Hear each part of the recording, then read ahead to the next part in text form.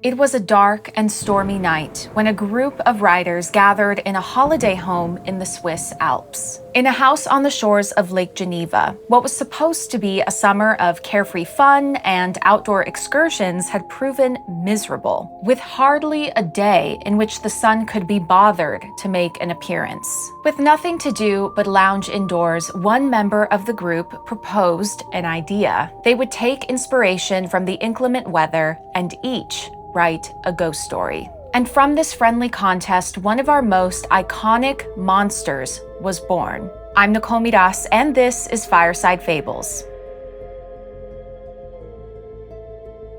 A year before that group of riders went on that miserable, rainy trip, trouble was brewing thousands of miles away on the island of Sumbawa. The Raja of Sangar was finishing his dinner when suddenly what sounded like a powerful thunderclap reverberated throughout his palace. The sky was on fire. High on the peak of Mount Tambora, the tallest mountain on Sumbawa, a column of flames shot into the sky. Smoke clogged the view. The sound was deafening. After 3 hours, the mountain suddenly fell quiet. This was April 5th, 1815. For several years now, Mount Tambora had issued petulant rumblings. Some of Sumbawa's peasants were speculating that the gods were angry. For the Raja, who ruled the small kingdom of Sangar on the northeastern part of the island, this was especially troubling, as his subjects might see it as a reflection of his leadership. The island of Sumbawa is part of the Indonesian archipelago,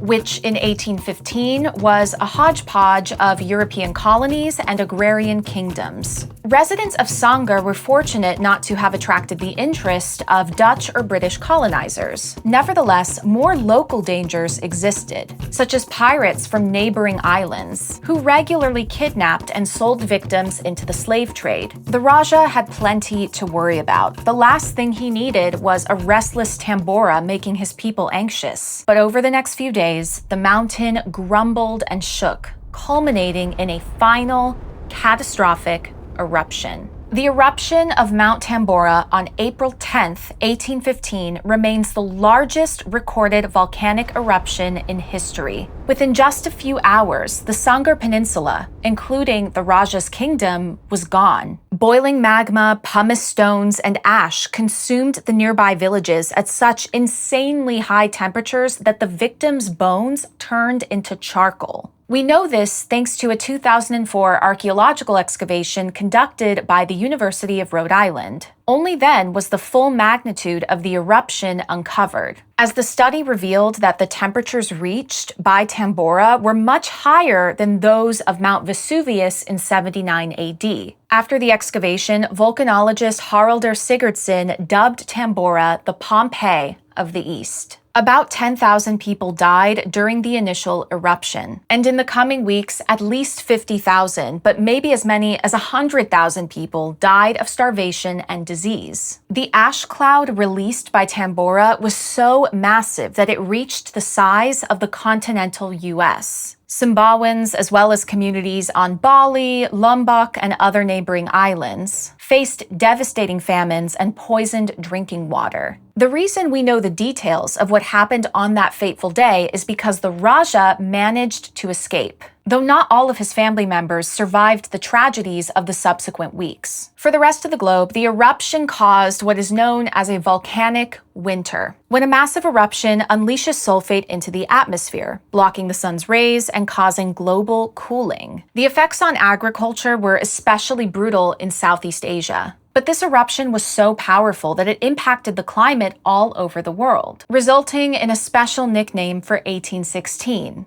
The year without a summer. In Geneva, a different drama was unfolding. An 18-year-old girl named Mary Godwin was planning to spend the summer of 1816 in tranquility with her lover, Percy Shelley, as well as their friend, Lord Byron, Byron's doctor, John William Polidori, and Mary's stepsister, Claire Clairmont, who was then pregnant with Byron's child. Percy Shelley was still married to his estranged wife, the poet Harriet Westbrook. Both Percy and Harriet suffered immensely from mental illness. And while they were already separated by the time Percy met Mary, their legal union wouldn't end until Harriet took her life at the end of 1816. Mary and Percy would marry shortly after, and therefore Mary Godwin became the Mary Shelley. The Romantic poet Percy Shelley was the heir to a baronetcy, and despite his aristocratic upbringing, he held radical views for the time, ranging from atheism to republicanism. He was also deeply suspicious of the institution of marriage, which was very convenient for Percy, considering that he was a prolific philanderer. When he met the 16-year-old Mary Godwin, Percy was 21 years old. He was studying under her father, William Godwin, the influential writer and political philosopher whose equally radical views, particularly his advocating for anarchy, made him a frequent target of Britain's conservative establishment press. Mary's mother, none other than the legendary feminist Mary Wollstonecraft, died while giving birth to Mary. Mary and Percy fell in love, and much to her father's dismay, the couple ran away together. Even William Godwin's radical views had their limits. You can write an entire soap opera on the craziness that was the relationship between Mary and Percy Shelley, which included countless affairs, illegitimate children, and several infant deaths. Only one of Mary's 4 children survived to adulthood, which caused a great deal of depression in her life. By the time Mary Godwin and Percy Shelley arrived on Lake Geneva in 1816, they had already lost their first child. If anyone needed a relaxing summer vacation, it was Mary. But instead, between April and September of 1816, it rained 130 days in Geneva, resulting in floods and ruined summer crops. The extreme cold that had come over the European continent also resulted in the growth of alpine glaciers, which were encroaching upon agricultural fields and were conjuring new fears of another ice age. Thunderstorms were the soundtrack of Mary's holiday.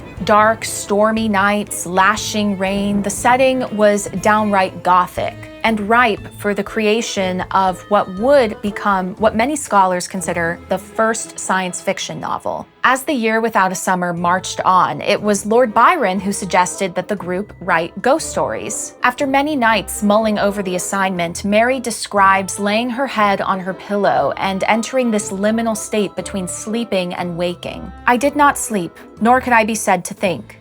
My imagination, unbidden, possessed and guided me, gifting the successive images that arose in my mind with a vividness far beyond the usual bounds of reverie. I saw, with shut eyes but acute mental vision, I saw the pale student of unhallowed arts kneeling beside the thing he had put together. I saw the hideous phantasm of a man stretched out, and then, on the working of some powerful engine, show signs of life, and stir with uneasy, half-vital motion." But the horrors that Shelley invented for her novel were no match for the trauma inflicted on Europe's peasants that year, who were already reeling from several years of poor harvests, especially in the aftermath of the Napoleonic Wars. Note that this was also before the spread of railway lines across the continent, which made transporting food to hard-hit areas a logistical nightmare. The wealthy Shelley circle would have been financially insulated from this, but the vast majority of people still relied on the land for food and income. In Switzerland, the fragmented political system made it even more difficult to respond to the crisis. With grain prices now 2 to 3 times higher than in coastal areas, the Swiss saw an explosion of famine that caused deaths to exceed births in 1817 and 1818. And you have to wonder how these conditions influenced the ghastly appearance of Frankenstein's monster. As one priest from Glarus described the conditions of his alpine community, "It is terrifying to see walking skeletons devour the most repulsive foods with such avidity. The corpses of livestock, stinking nettles, and to watch them fight with animals over scraps." Percy Shelley also noted that the beggar children he encountered that summer, quote, "appeared in an extraordinary way deformed and diseased." The situation throughout the rest of Europe wasn't much better. And the only reason that European nations escaped full-scale population collapse was due to shipments of grain from Russia. And this is because Russia was not as impacted by the volcanic aerosols that had covered the rest of the world. Mary Shelley wasn't the only one to find inspiration in these gloomy circumstances. Lord Byron produced many poems that summer in Lake Geneva. And John William Polidori wrote the first modern vampire tale,